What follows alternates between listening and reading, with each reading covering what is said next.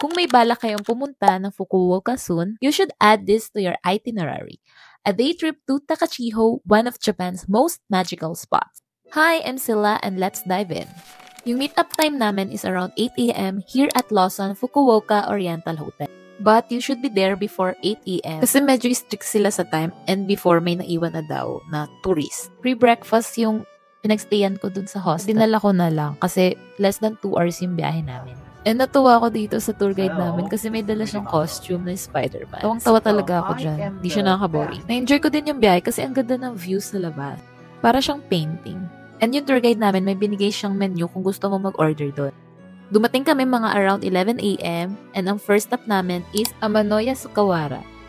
Ang sacred lang ng place na to kasi this is where the legends say the sun goddess Amaterasu once hid. So dito siya nagtago. Kami ditong patong-patong ng mga bato kasi kapag gumawa ka daw ng stone pile, mas malaki yung chance na matutupad yung wish mo.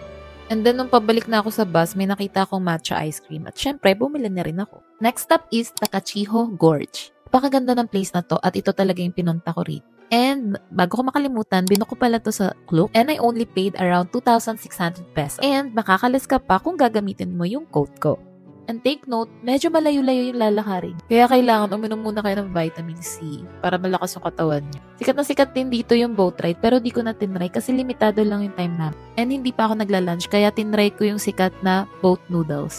Kaso bawal mag-film kaya medyo patagulang ako.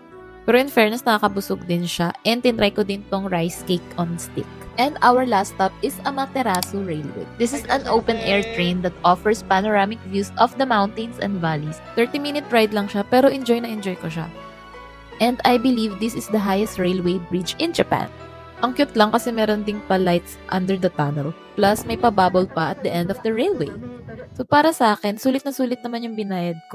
Although medyo nakakapagod lang dun sa may Takachiho Gorge. And ang helpful lang ng tour kasi malalayo tong mga place na to, di ko kayang i-DIY. So I hope this vlog will help you. And don't forget to use my code for additional discount.